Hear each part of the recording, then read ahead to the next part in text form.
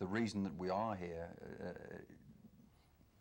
doesn't exist. The fact that there are supposed to be subliminal messages on this record has had to get this band get on a plane in England and fly all this way to Reno, Nevada, and to sit in a courthouse and eventually show that there are absolutely no subliminal messages on this particular song or record or any of Judas Priest's records that we've made to date. We just thought it was absolutely inconceivable that somebody could be taking a musician to court for making music, and it was at that point I actually said, we all said, that this can never be, you know.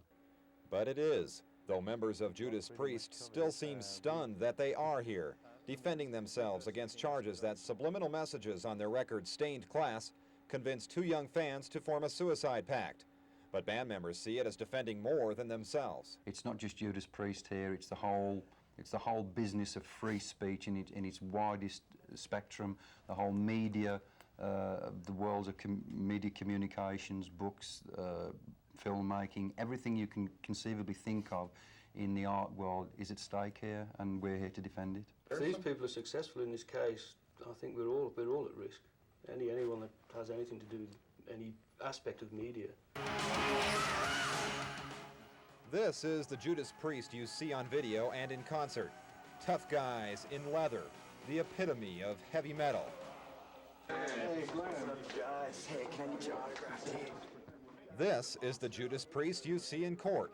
Nice guys in business suits. And according to some record industry insiders, business is a key word here because they say band members are smart businessmen. And what smart businessman wants to lose customers? What possible reason could we have for putting messages on an album to encourage our record buying public to go and kill themselves? And we just can't believe that these accusations have been leveled at the band. Still, band members say they feel pretty good about how the trial has gone so far, but they say they decided to talk to the press because they thought coverage was going against them. They say some reports begin with the assumption that there are subliminal messages. Are there subliminal messages in your music? Absolutely None not. whatsoever, no. Never have been, never will be. The last thing we would do is put subliminal messages on for hype or any other reason. As I say, if we did put them on, it would be buy more albums, you know, or something like that, not go and kill yourself. Yeah, but does it... Songwriter Glenn Tipton says one song in question, Hero's End, has been completely misunderstood. He says not only is there no hidden message, but the message in the lyrics themselves has nothing to do with death or suicide being a hero's end.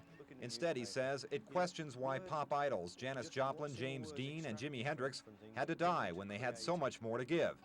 He says the whole heavy metal genre has been misunderstood. When I was young, I used to like to be scared. I used to watch horror movies. I mean, everybody likes a ghost story, you know?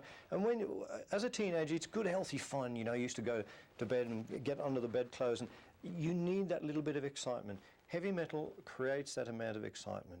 But Judas Priest didn't mean to create this, on trial for their music, which they say, ironically, may have been the only joy in the lives of James Vance and Ray Belknap. It was the best thing in their lives, you know. And The only thing in their lives, wasn't it? It's absolutely tragic that these boys saw fit to end their pain and suffering from the surroundings that they were brought up in the way that they did. And I think had they have had a better home life and closer supervision and a more loving, caring family, they may not have taken their lives. I just hope they're in a better place now.